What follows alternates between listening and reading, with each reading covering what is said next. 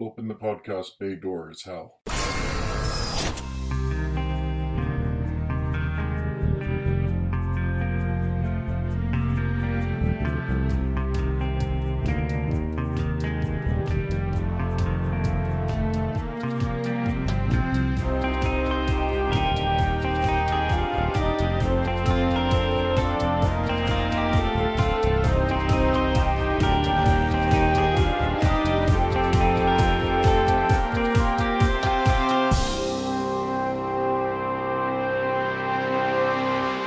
Hello everyone and welcome to episode 133 of Welcome to Geektown.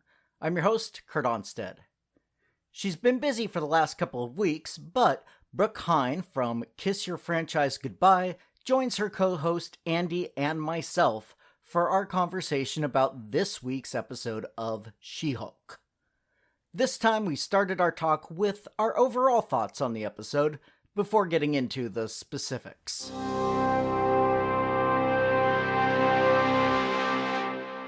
This episode is titled The Retreat. It was a fun one. I really liked it. I enjoyed it a lot as well, and there's a lot of new characters that I can discuss and tell the history of. Well, and I'm especially glad Tim Roth is back so much. We got like little bits of him, but this was a very Tim Roth as Emil Blonsky centered episode. Lovely. He's so fun. Yeah, he was a lot of fun this episode. But before we get to him or any of that, we have to talk about the first montage. Gotta talk about Josh. Yeah. I don't want to. He who shall not be named.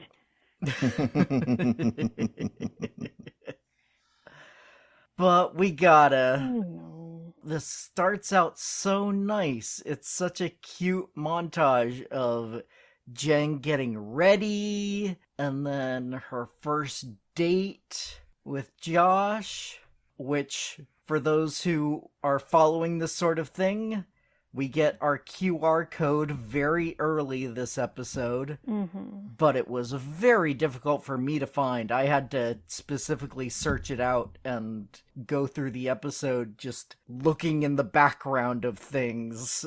And it's on the taco truck here in their first date. I did see that one. Oh, Nice. Good catch. But it's because you've trained me. And it was on my second watch. So we get the first date, which is at the taco truck, which ends with the awkward hug, handshake thing, which I'm sure we've all done. I plead the fifth. I shall also then, because I'm pretty sure shared that moment. Well, then I'll admit it at least. I've done that, where I went in for the hug, or it turned out to be a handshake moment, or vice versa. Yes, So- I've definitely gone in for the kiss, and it was a hug, or all the things. Yeah, I did that on a first date. My first date after my divorce, actually. Oy. What are you laughing at, Andy? I'm nothing. Remembering something? Well, listeners to our podcast know that Brooke and I briefly dated. Oh, when, I did not when know we that. were in high school. And it was very sweet. It was very nice. If you want to hear all about our misadventures in Provo dating, Come check out the podcast. yeah, especially listen to our Hunchback of Notre Dame episode where we talk about our date going to see that at the Sarah Theater in Orem, Utah. Uh-huh. So I'm pretty anyway. sure that movie is one log go in for the hug and it's a handshake. I think that describes that whole movie. It's true, isn't it? So, yes, Brooke, that's why I'm laughing. I'm sorry. I think it's sweet. It's awkward. Well, they get past that awkwardness, And the montage continues with the work texting. The second date, which ends in the almost kiss, and then Jen heads inside, says, "Wait a second." What did I do? I was so hoping he was still there, and she could oh. Yeah. But no, he was gone. No. And finally, the third date with the drive-in movie, ending with Jen dragging him inside, basically.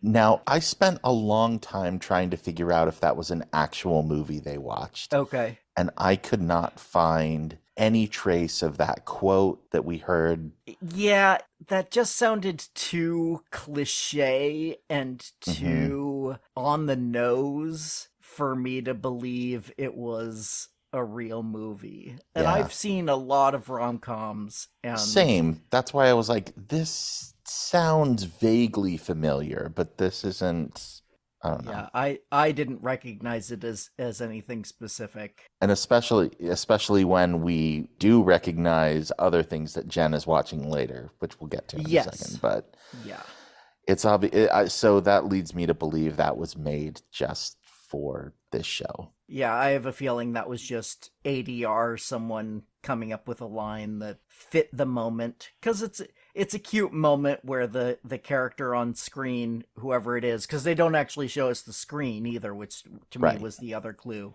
You know, the woman saying something to the effect of, "You have to go for what you want, and what I want is you." And Jen and Josh give these little furtive looks back and forth to each other, and it's a very cute moment, and I was so hoping that things were gonna go well, but no.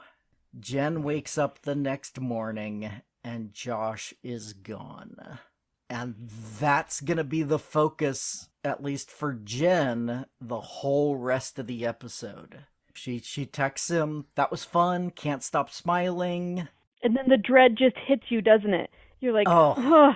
No, please don't be that guy. Yeah, I know I have been in that situation of texting someone after what I thought was a great date or whatever and getting no response. That is rough. And you can see it on Jen as it slowly, first she's like, "No, everything's fine," smiling, and then, "Should I text more? No, gonna hold off."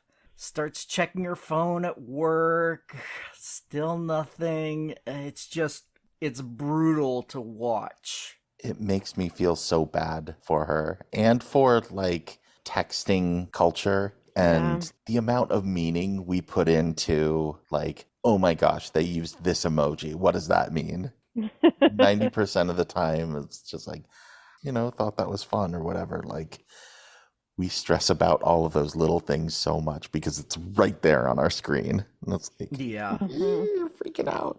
Fortunately, she has Nikki there to take the phone away, at least at work. I would like to take this moment to petition to please have someone send me a Nikki into my life. Right?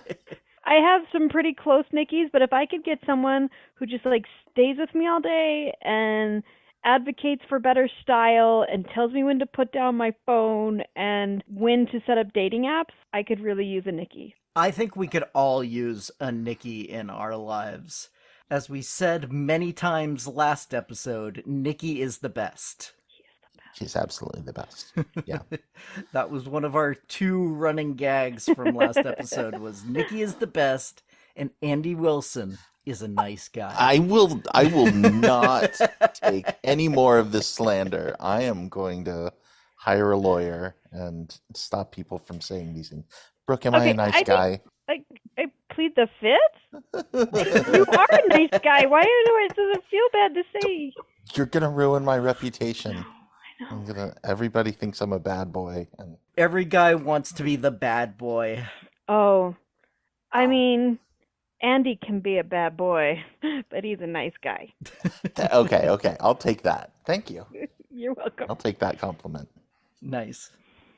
Well, getting back to the show, We're now on Saturday, where Jen just is glued to her phone no matter what she's doing. She's doing yoga, the phone's down on the mat in front of her. She's watching my favorite Muppet movie, The Great Muppet Caper. I love that movie so much. It has one of my favorite jokes of all time, where Charles Grodin is breathing down Diana Rigg's neck, and he's thieves aren't breathing down your neck. It's a great movie. Great movie. And that's specifically the moment that, from my first watch when I was 8 or however old I was when that movie came out. That sounds about right. You specifically called out my favorite moment as well, my favorite joke. It's a very meta sort of joke, and that's always been my sort of humor. So same, obviously. It was nice to see that the Muppets are canon in the MCU. It is good to see that. But a really good scene, too, for Jen. Miss Piggy as a sort of archetypal hero. Yeah, as kind of her own She-Hulk. Mm-hmm. She's showing off her incredible strength at that moment that we see, bending the bars and escaping from jail. Mm-hmm. Yeah. But yeah, even when she's watching that great movie, she's still looking at her phone every few seconds. And, right before she goes to sleep, her phone I know that buzzes feeling for so something. well. Yeah. Oh, I mean, we all do, I think. Yeah. Yeah. Most recently, it's been like after a fight with a significant other. Like you say something and then you regret that you said it and then you don't hear back and you're like checking and checking and checking and checking and checking and you're like, son of a, why did I do this? Mm-hmm. Yeah. Texting is horrible. From a relationship and sex coach, I will tell all of you, don't text significant issues. Yeah, I completely agree. It's so easy to misinterpret tone in text. And most people, by default, will pick the worst interpretation. Mm-hmm. And so it's so easy for things to escalate rather than de-escalate over text. Yeah, even for me, when I just think I'm being funny, people are like, she's just not very smart, is she? Because it doesn't turn out well. I always think you're funny. But yeah, I felt for her. I really, really like the constant checking. And then when she finally throws her phone, like there are moments in your life where you're like, yes, I have to get this out of my hands and away from my body. Yeah. And Jen gets woken up by her phone on Sunday. But it is still not Josh. Instead, it is Emil Blonsky's parole officer, who seems like a fun guy. He makes a very brief appearance here, but I think he was a fun character for the little bit we got when he's explaining how the inhibitor was malfunctioning in some way, and so, hey, can you meet me there? I think my chances of staying out of the ICU are going to be much better if I have a Hulk with me. Well, and really shows everybody's attitudes that, well, obviously, Blonsky's a bad guy and he's going to turn into the Abomination again, and we can't really trust this. So I get it, but yeah. Well, I mean, that would be my first assumption if I got an alarm saying the inhibitor was no longer functioning. Right. That would be my first assumption as well. But yeah, from everything this guy does, it seems like he thinks that Blonsky is not going to stay the course. Right. So Jen, having no weekend plans, drives up there. And the entire drive, she just keeps glancing over at the phone, trying to refresh the text conversation to see if anything new happens. Just keeps doing it and doing it and doing it. I thought she was going to drive off that road. Yeah.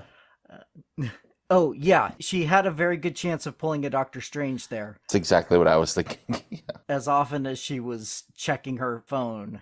Everyone do not text and drive, and that includes checking for new texts while you're driving. Yeah. But it is totally fine to sing along to Mbop when it comes on the radio. Is it? That is acceptable to do while driving. Yes, that is acceptable. You know, they wrote that song themselves, all the lyrics. Mm-hmm. Hanson is a great band. They are really an underrated band. You know, people make fun of Mbop, and I completely understand it. It is fluffy pop music, but I just remember them bragging in like the end of high school, bragging about how they wrote all those lyrics themselves, and we were like, really, all of them? You came up with that yourself? No kidding. You know, considering their later history, I have a feeling that probably was them joking. They probably knew exactly what they were saying. They probably and did. Were being sarcastic. Because Hanson, they've gotten Weird Al to direct multiple videos of theirs. And like I said, I think they are a highly underrated band. They are very talented. I actually will agree with you on that statement and also say I don't really like Mbop.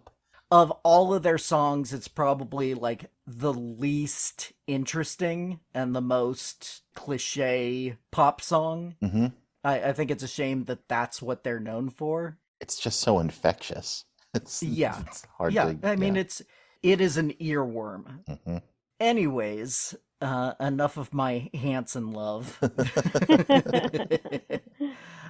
We finally arrive at the retreat named Summer Twilights. Well, the gate says Summer Twilights, but inside it says Obama Namaste. I think that's a mantra. Oh, okay. That's just there to, focus their meditation or whatever. Because, there are posters all over the place that have, like... Today is today.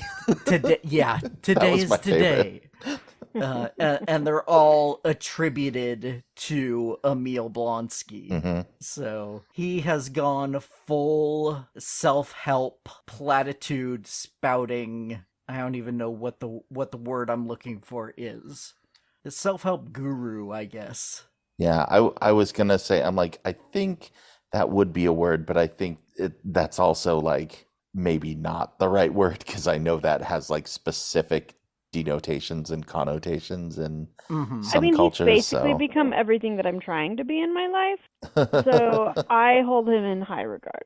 Yeah, I mean, he is completely cliche, but it seems to be working for him. Mm-hmm. So, great for him. Yeah. Now, can I ask a question? Sure. Are the dudes that are there, are we meant to believe that they have powers? That they're trying to, or that they've made up their powers?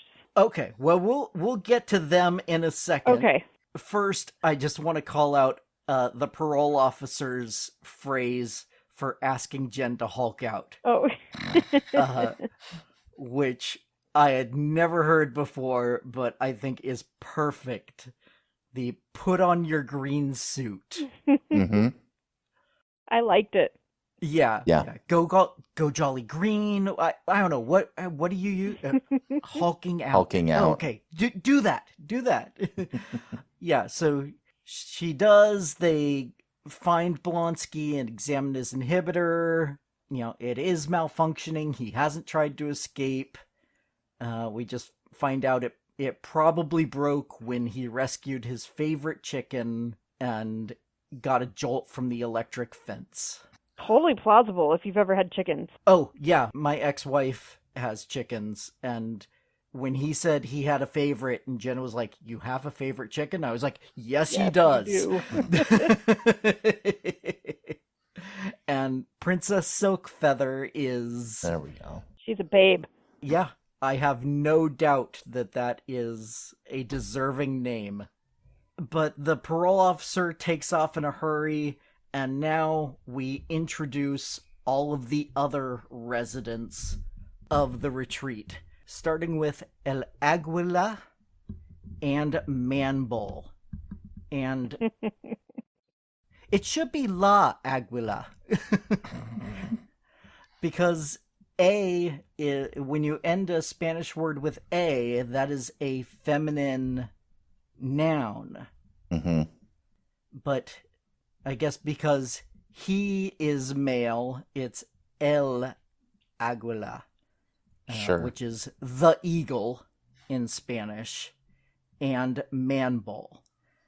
And both of these guys are characters from the comic books, and yes, they do have powers, and in both cases, we get to see them in action at one point or another. So what about the other two, though?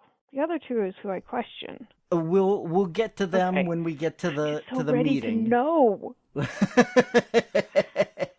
Just want to cut to the chase. But let's talk about Águila and Man-Bull for a second here. El Águila was first introduced, and nearly all of his appearances in the comic books have been related to Power Man and Iron Fist, or Heroes for Hire. He's a mutant, so if that origin continues, we now have our second mutant in the MCU. Nice. Or actually third, because Mr. Immortal was also a mutant. Right. So we have Miss Marvel, Mr. Immortal, and El Águila.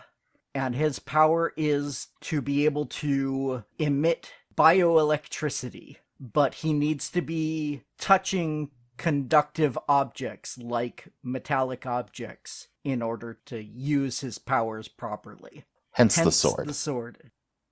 Moving on to Man-Bull, whose real name is William Torrens, or also known as Bull Taurus, before he got his powers. So yes, he was known as Bull before he became Man-Bull. Kurt, we talked last episode about the game show, Actually. The Yes. most recent episode, there was a question about bad Marvel alter egos, like Black Bolt's real name is like Blackagon Boltagon, or yeah, Blacktavius Boltagon. I can't. Blackagar Boltagon. There we are. It's like, Yes. what? So these guys who are like Bull Tauros, okay. Yep. And now I'm the Man Bull. It's like, people tend to get powers that are related to their names in both the Marvel and DC universe, especially in the 60s and 70s. I really need to change my name into something. Start manifesting that if I'm going to get superpowers. But at least Bull got an upgrade to Man-Bull. Yes, Yeah. yes. Which happened in Daredevil, Yeah. issue 78, way back in July of 71. And he has gone back and forth between being like you see him in the show, where he's got some bullish characteristics, but is still reasonably intelligent and in control of himself. And then he's been on the real far end of that, where he is completely bestial and has lost most of his sense of self and sentience. So he has gone through a bunch of changes over the years as he kind of shifts back and forth between being more man or being more bull. But both of these characters are being played much more for laughs than they usually are in the comics, which fits the show completely. It works. I mentioned this when we first talked about the Wrecking Crew, but every character is somebody's favorite. So if you are a particular fan of Águila or Man-Bull or Porcupine or Saracen, and you're feeling frustrated that they are not being taken seriously, I feel your pain, but if I had my choice, I would rather have Speedball appear as a joke than Speedball not appear. Yeah. Our poor friend Mark, he just hated the way that the Mandarin was portrayed in Iron Man 3, and he just hasn't gotten over it. And I'm like, no, like, Trevor's back in Shang-Chi. It's so great. He's like, He never gets over it. He's so angry about it. Well, how does he feel about how the Mandarin was portrayed in Shang-Chi. Yeah. He's like, see, I told you, it's fake. And I'm like, yeah. Yeah, we all knew that. We told you, that's fine. We learned that way back in the Hail to the King one shot. Right. That's how it works. It's like, but Mark is wonderful and a wonderful podcast guest, and we love him a lot. We love you, Mark. But he likes to flip tables over the treatment of his characters like the Mandarin. Yeah. Understood. Anyways, probably need to get back to the show here again. Mm-hmm. So we meet these first two characters in... Are they play fighting? Are they actually fighting? I mean, it's hard to say how serious this brawl is between them at this point. There's something going on between them. They talk about this much more in later scenes, but like there's some codependent relationship between the two of them. And I think the fact that like El Aguilar seems like a matador and he's a bull, they just, I don't know, are they preternaturally like destined to fight each other? Conflict. Yeah. I feel like it's an intentional like retreat exercise. Like having run retreats and done these types of things, like I feel like they were kind of left together on their own to work through their stuff, because he was not at all surprised when he saw them come rolling through with each other. And then the way that the rest of the group addresses them as being codependent and needing to split them up into different things. It's like, I think that was like they literally were working through their own stuff together, and it created a weird bond between them as they worked through their own stuff. And yeah, releasing their anger in kind of a healthy way. Right. For everyone except for Jen's car. Right. But he apologizes to it. Mm-hmm. Yeah, but that's basically our inciting incident to get Jen to stay there for a while. Mm-hmm. Which, I don't know, tinfoil hat moment, but thinking maybe that was kind of planned. Just saying. I don't know. Like, maybe not, but I don't think so. I mean, who do you think it would be planned by? By the Wrecker. It's just too convenient. He was tasked with getting Jen's blood, and yeah, I kept waiting for that too. But also, maybe Emil Blonsky, maybe he like didn't touch an electric fence on accident and knew that getting Jen up there could lead to her working through, because if he has his parole officer, his parole officer is obviously going to call Jen first thing, and maybe there is a bigger plan there.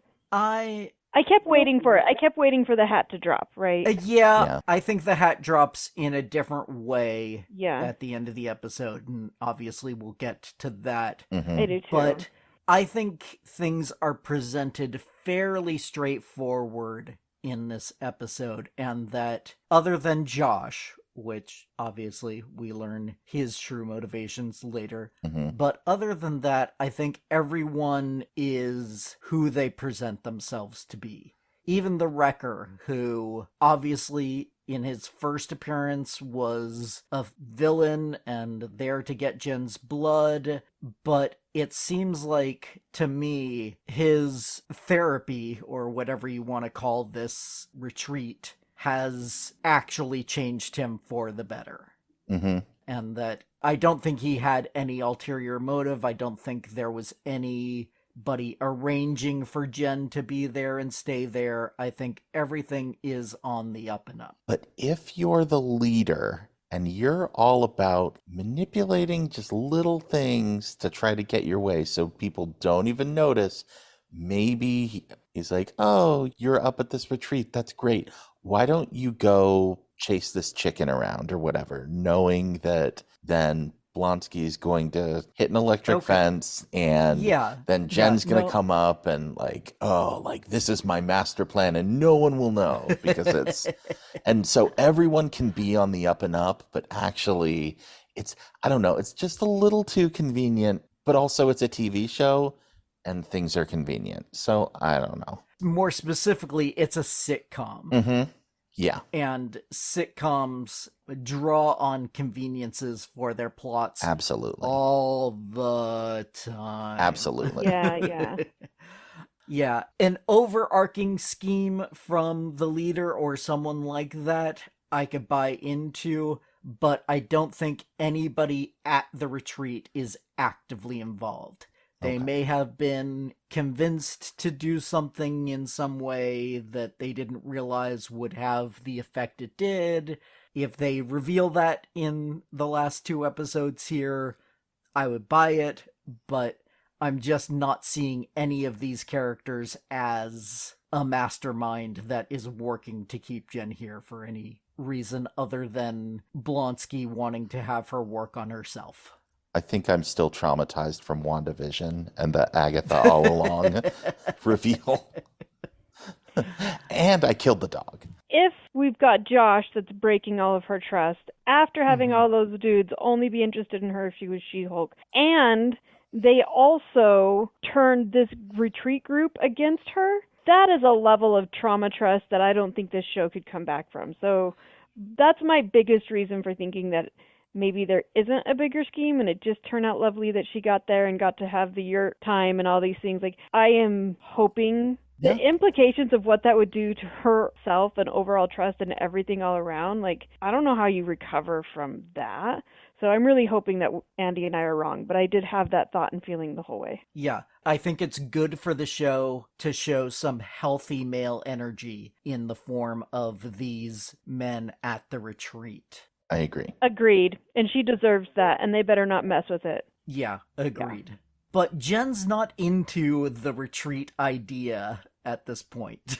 She is still wanting to search out Wi-Fi, sit down at a desk, and get some work done. And so we get our second montage of the no service wandering around the property, which I thought was a fun way to show that. I wish they'd made it into like a little dance.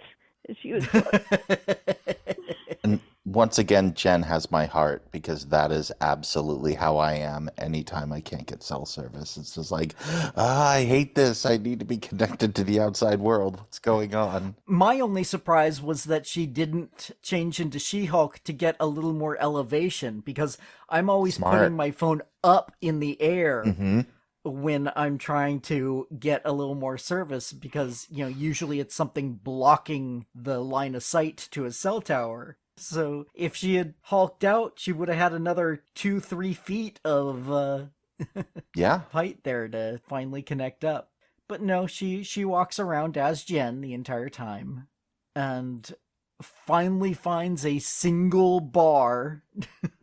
Which usually it means the same thing as no service in my experience. Yeah.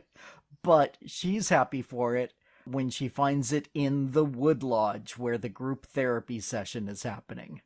And now we get introduced to the other new characters, Porcupine and Saracen. Now, Porcupine is about as comic book accurate in appearance as I have ever seen. Oh, wow. That is basically his exact look, with the quills all over his body in almost like a skirt pattern at the bottom, and the gas mask on his face. That is straight out of the comic books, and if you want to read that first appearance, go back to that taco truck and get the QR code. Because his first appearance in Tales to Astonish, where he fights Ant-Man and the Wasp, is the free issue that is available. That's fun. And, you know, he's basically a poor man's Iron Man sort of thing. This is a suit he invented that has quills that can shoot out, or some of them are more like tubes that stay on the body but shoot out darts or sleeping gas or other chemicals, which is why he keeps the gas mask on in the comics, is to prevent him from being affected by the weapons that he's using. So, yeah, he is straight out comic book accurate. Obviously, we don't see him use any of those abilities in the show here, but I have no doubt that that's what he's supposed to be. I just love the intro. It's like, this is Porcupine. He's a porcupine. That's Saracen. He thinks he's a vampire. And it's like the fact that, like, Porcupine, he's a porcupine. He's a porcupine. It's just like, it's like fun. And if you go back and read that comic, the guy who creates the porcupine suit is like, the porcupine, nature's greatest combatant. You're like, no, not really, but okay. And man, I think it's great that the comics that they're providing to people to read come from such a wide range of the Marvel Universe, because this Tales to Astonish issue that is the first appearance of the Porcupine is way back when Stan Lee was basically scripting everything. You know, the very early days of the Marvel Universe. And then, you know, you have like Dan Slott's first issue from like 2006 available in a different episode. And it's really interesting to look at the difference in writing styles and just how the medium has progressed over the decades. Certainly because true. I just have to point out that the final dialogue in the issue is Henry Pym literally saying, I'll just never get females, will I? No, Hank Pym, you won't, you terrible, horrible misogynist. he is so misogynistic in this issue. And throughout... how is that misogynistic? Well, I mean, I'm specifically really talking about later Hank Pym stuff, you know, with the wife beating and the, you know, all of that stuff. Like, yeah. People will sometimes say that, that one slap, everyone calls out that one slap, and he's been a great guy. No, he hasn't. If you read those early issues of Ant-Man and the Wasp and the Avengers, he is constantly telling Jan, why are you always so focused on how you look? Why do you... You're such a child sometimes. And it's, oh my God, it's horrible. Yeah. But, you know, it's like two things can be true at once. He was a product of his time and reflected the like cultural values and what was sort of seen as acceptable for this is what a man's man is like. And that is misogynistic, and we've moved on from that. So, like, both things can be true at once, and, like, let's move on. Like, you know, we don't have to, like, hold sacred the, like, oh, well, Hank Pym. More people lived in a world of both things being true, because that's usually what it is in life in general, and I think we don't get along better if we could do that. Although... as someone who's gone back and read a lot of the early Marvel stuff, I still think Hank is worse than the rest. Oh, yeah.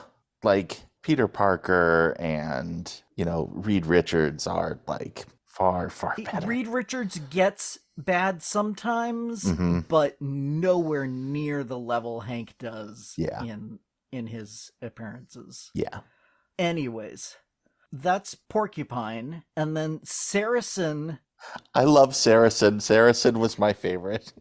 Saracen was hilarious and is very different from the comics. Well, whichever one we got, I would be friends with.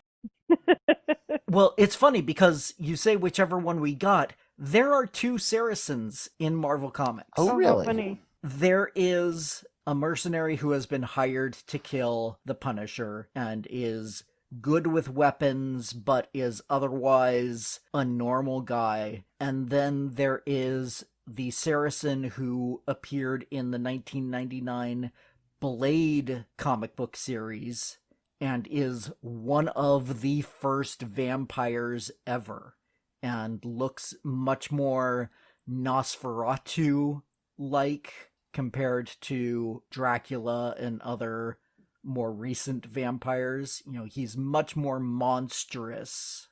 And so I think that second one was what they were more pulling from. Mm-hmm. But I did find it interesting that they said he thinks he's a vampire, and he obviously goes out in the sun in multiple instances.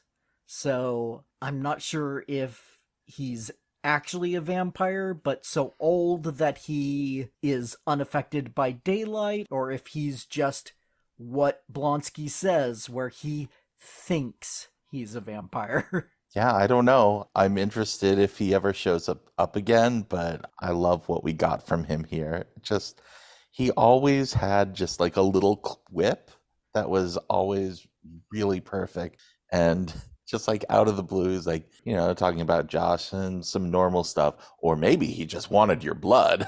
And then they just like move past that. And he's like, I've said too much. Well, yeah, my favorite one was, and there are some of us here who think Jen is just great and tasty. Oh, I've gone too far. Somebody pull me back. Yeah.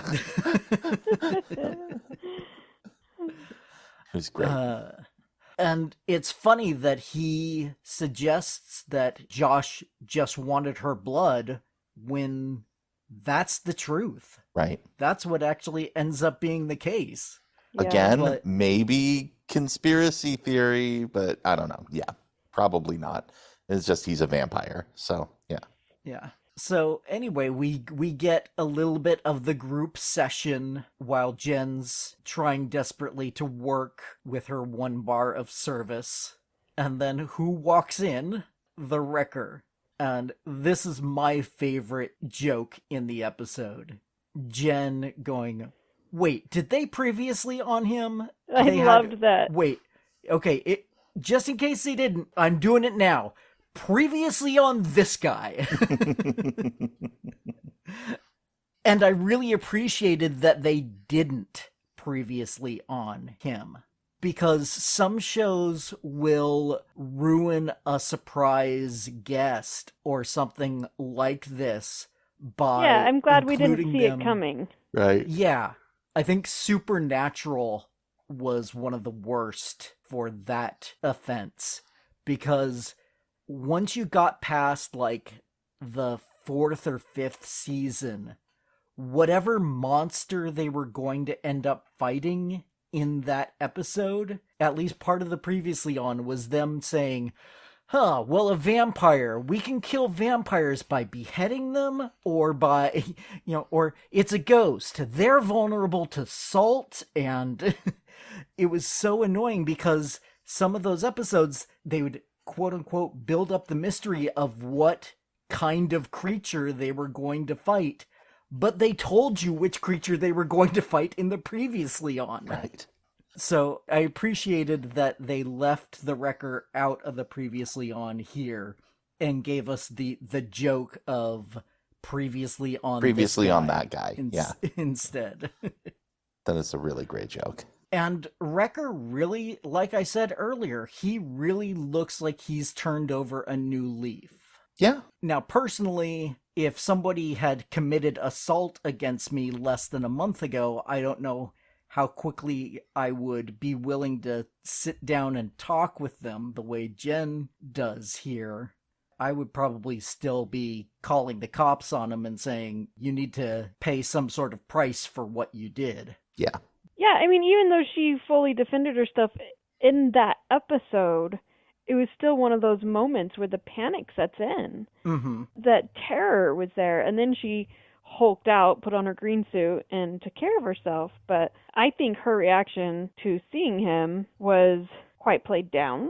And I get why, for the tone of the episode and everything. Like, I felt like it was appropriate. I also feel like her staying in She-Hulk as long as she did was very appropriate and very believable and relatable, I guess, as she she accepted that she was in a place with people that she believed she could trust, but also like keeping that defense up because this guy just barely attacked her. Yeah. And now there's a group of men out there who are trying to kill her and making death threats and all these different things. So like again, I understand why they played the tone of the episode the way that they did. Mm-hmm. But yeah, that would have been a really tough moment in real life. Yeah. Totally agree. Agreed. But the way they play it, Jen does get talked down by Emil. You know, he kind of says, all right, let's everyone calm down. Let's talk this out. He puts her in the calming chair. Yes. I like that. Although we didn't actually, I don't think we actually saw her in the calming chair. He just tells her she needs to go to it. Right, and everyone's like, ooh. It had very elementary school vibes to me in that moment. Very much. I liked that because it made the whole thing very digestible, right, and easy to get into a groove with instead of having it just be all like angsty and traumy. But yeah, that was funny. Yeah, and have little jokes in there like, hey, I stacked those chairs. It's okay. And like, hey, I'm allowed to be angry. Yes. Like, that's, yeah. Man Bull, I think, was my favorite of the 4 characters we met this episode. I very much felt his energy. They're all really great. I mean, oh, yeah, really, yeah. But yes. But yeah, Jen does calm down. We get her opening up about Josh. And what did you guys think about the group's reaction to first the text she originally sent and then the new text that we learn about in this scene? I loved it. You loved the reaction? I love their reactions. I think they're hilarious. I think they are like gentle and kind, but also like, come on, Jen. We can do better than this. Come on. But then also in that way of like if all of us were sitting around talking about dating experiences, I feel like our reactions would be very much the same. Like, it's so, at least for myself, I am not a pro dater. My sister-in-law's asked me the other day if I was dating, and I was like, I'm just basically undateable right now. Like, everything I'm going to do is going to sabotage anything, and I think my brain is doing it on purpose. And so, like, it would be funny to sit around in a circle and have everyone be like, no, you didn't. No, because in the moment, my brain would have done it anyways, and afterwards, I would have been like, yeah, you're totally right. I shouldn't have done that. Well, I guess I'm probably undateable too, because I was like, those both seem like completely reasonable things for Jen to text. Right. Why is everybody That's kind of what I was reacting that thinking. way? But then their reasons were really spot on, right? Like, oh yeah, you made yourself like way too available and you used a cliche and now you're being like overboard worried about him. Oh no, it's going to be too clingy. And I also think that for like people our age, totally perfectly acceptable text to send. And no one of our generation would really bat an eye at those. I think the younger ages would be like, oh, that's so cringe. Like, don't show you care too much. Don't show you're invested. Don't show that you like him. No one's going to respond to kindness. Yeah, but I think Jen is closer to our age than Right. to the cringe age. But I think all those guys are closer to the cringe age. Okay. At least that's how I read it. And so I think they were like trying to coach her from where they were at. And I just thought it was really funny and cute. Maybe I'm crazy. Maybe we all are in our own ways. Yeah, I don't know. The reactions were good from the point of view of like moving the episode along and having like good jokes and good dialogue, but like real world, I would have been like, Jen, there's nothing wrong with those texts. You're fine. You're wonderful. However, and I think we would have gotten around to the same point of, seems like you're putting a lot of energy into Josh and Josh isn't putting a lot of energy into you. Right. What do you want to, like, that was like, that I agree no, the with. conclusions they reach at the end, I think, are totally spot on. Right. With, Wrecker is the one that brings up the possibility that she was ghosted, and then Saracen suggests that he wanted her blood, which turns out to be the real reason. And that brings Jen or She-Hulk still at this point, to talk about her feelings about how people like She-Hulk and not Jen. Yeah. And that Josh seemed to like Jen. And so the fact that he ghosted Jen really hurt. Yeah.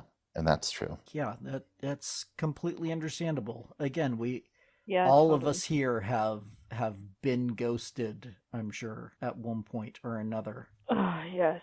It's painful to go through. It is. But you get past it, and Yeah. and hopefully they didn't steal your blood and they weren't part of some giant conspiracy theory to try to kill you. So, Right. yeah. That's always best case scenario. We're really positive about dating when our best case scenario is that they're not trying to kill us. I mean, that's a pretty good bar for today's dating world. It's a reasonable bar. It's a very low bar. The lowest of low bars. Not trying to kill you. Oh, but I think every decade the bar gets lower. It's like it's dating limbo. And every decade you go, it gets lower and lower until you hit, I think, 50. And then it'll start to go back up because then you've got like the widows and widowers. And so you're getting better quality again. Yay, something to look forward to. We're almost there. Sorry, your wife died. Oh, But hey, I'm available. So, but one of the things that I had a thought about is that this show, through these 7 episodes, really seems to have deconstructed and presented a lot of toxic stereotypes, and each of them in their own way.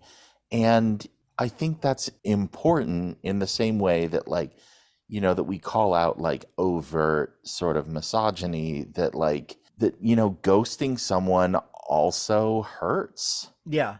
In some ways more than like catcalling or, you know, whatever the other, or just, you know, being gross and not self-aware. So I think it's a call to all of us to be better and not do that. I will admit that I ghosted someone in the past, and there were some things that happened in the comic book industry that made me go through a self-examination and look at the way that I had treated certain women over the years. And so I sent a message to her and to a couple of other women that I had treated poorly, and just sent out messages saying, look, you don't have to respond, you don't have to do anything about this, but I just wanted to let you know that I was wrong and this was poor behavior on my part, and I apologize. So it's always good when something will get you thinking about those sorts of things and get you to re-examine your own life and how you've treated people over the years. So if this episode can do that for somebody, then that would be a good thing. Exactly.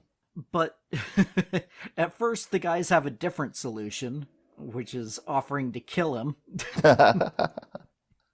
Yes. But Blonsky and, ironically, the Wrecker are the ones that talk him down from that. Because he's in on it. No. But yeah.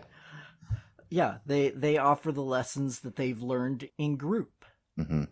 Go about it a much healthier way, which lets Jen really open up and trust them enough to power down, which inspires Porcupine as well to finally take off the mask. Yeah. And give us our one scatological joke of the episode. Oh. Because apparently when you wear a full-on gas mask for multiple days at a time, you're gonna stink under there. Yeah. That's not gonna be pleasant. No. Poor them. Yeah. And then the group convinces Jen to delete Josh's number. Yay! Good job, Jen. That's a win all around, because if he had been a good guy and he texted her back, then she'd have it again. But since he's a twerp, I just censored my own language there. Twerp is good. Yeah. Since he's a Yeah, twerp, works. she's not at risk to text him. Yeah. As long as she deletes the text thread too. Do it, Jed. Do it. One of my favorite comedians is Taylor Tomlinson. I am in love with her. Yes. I am in love with everything about her. I would be her mother-in-law that still sent her Christmas cards, and I think she's amazing. As do I. And she had a bit where she's talking about reaching out to a guy whose number she's blocked because he knows the right thing to do in bed. She's like, he's just a guy with a password at this point. And yeah, she's like, yes, I blocked his number, but when you block someone's number, it just kind of puts it into a different folder in your phone. And then it's like, oh, some people just found that out and are going to have an argument in the car tonight. Uh-oh. Taylor, if you're listening and you ever want to date women, I'm here for you. If you ever want to date men, I'm here for you. We got you. Got you, girl. And Andy Wilson is more than just a nice guy. I can yes, I can leave you Brooke a Yelp review. Yes. 5 out of 5 would date again. Really? Well, she's undateable right now, so. Damn it. It's true. If I ever change my status on that, I'll let you know. Okay. Well, baby, the offer is on the table. No, that's a callback to our last podcast episode. What a gift. Anyways, so Jen is now full in on the retreat. She is hurtin' for a yurtin'. Does the sweat lodge, and the guys all cheer her on when she comes out. Apparently enjoys the rest of her day, however long that is. But all good things must come to an end, and the tow truck has finally arrived. And quick call out for the towing company here. It was Slot Towing, Slot Trucking, and the driver's name was Dan. And so that is Dan Slot. It is not actually Dan Slot, the writer, but it is a specific call out to Dan Slott, who, as we've mentioned multiple times on the show, is the heaviest influence on the tone of this show. And a wonderful follow on Twitter. Yes, he is. He's very fun. One of my favorite Spider-Man writers of all time, in addition to being an excellent She-Hulk writer. Yeah, it was so fun because I saw that and I'm like, oh, Slot Towing. And then I'm like, oh, I wonder if the driver has a name tag. And sure enough, there we go. I'm like, yay! That's just a fun little Easter egg. One of those. Yeah. And so Jen contentedly watches the scenery pass by as she's being driven home. But we finally cut to 3 days earlier. Dun dun dun. Now, last episode, Andy, Kristen, and I had semi-theorized, kind of hoped that Josh was being blackmailed or otherwise being forced into being a bad person, because we all kind of knew that that something was up and that it was not going to be all hunky-dory for Jen and Josh. But I was afraid he tried to take a vial of her blood while she was sleeping. That's where I thought it was going to go the whole time. Well, I think that's what he did. I'm pretty sure he did that because the emojis. Phone. He copies the phone, but then he also texts to Hulk King, and the emojis that he texts are a syringe, a green vial, and a thumbs up, which is basically like, yep, got the green blood.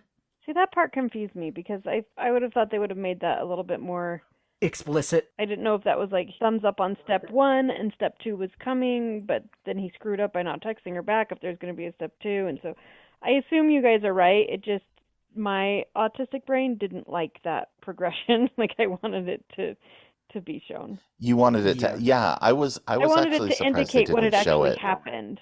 instead of Yeah, just I copying was the I was a phone. little surprised that we didn't see like a syringe full of her blood or Mhm. anything like that. But I think the emojis were Yeah. basically telling us that yes, he got her blood. Although the fact that she didn't wake up from being Right. from Mhm. having her blood taken You'd have and to the be very, flash very good at photo that. there, Yeah. I wonder if he slipped her something in her That tea or also whatever. concerns me quite a bit. Yeah. Yeah, I wouldn't want them to show that. Yeah. But after the wedding and the voicemail, I thought, well, if they knew that they can't ambush her, dating her would be the easiest way Mm-hmm. when she was sleeping. And then I was like, oh, this better not go that way. And then it did. Yeah. Oh my And the expression on Josh's face when he texts that and is leaving says to me that unlike our theories or hopes from last episode, he is not being forced into this. This is not a No. blackmail or that sort of situation. He is willingly part of this. Yeah, Makes me very sad. me too. But yeah, we've reached the end of this episode of She-Hulk. It was kind of a quick one. Yeah. Even though the episode itself was a little bit longer than some of the other ones, but you know, we didn't have a huge amount to talk about. It was a pretty straightforward episode. But I did enjoy the conversation we did have. Did either of you have anything else you wanted to bring up or ask or mention? I would really like to ask that on behalf of everyone involved, that Disney Plus bring back the end credit scenes. Because they were charming and lovely. They were. My guess is we're going to get no end credit scene next episode, or maybe like an end credit scene that is the big cliffhanger, and then we'll get like a proper jokey end credit scene in the final episode. Because that's what we're down to. We're down to the last two. That's crazy. How'd that happen? And they stopped after episode 4, so come on, Disney. Stop teasing us. Yeah. Or start teasing us again. Even if it's... I thought it was a lovely episode. I missed being on the last two with you guys. Thank you for having me back. But I liked her blissed out coming out of the yurt at the end and their support around her. And I'm grateful that they are showing positive male energy. I think we need more of that in all things, especially for men like you who are good and positive. It's good to show that. Awesome, Brooke. There is not a single other person on the planet who I would rather talk about this episode specifically than with you. Someone who is so knowledgeable about therapy and meditation retreats and so on. You are the true expert here. Well, it was lovely. Thank you.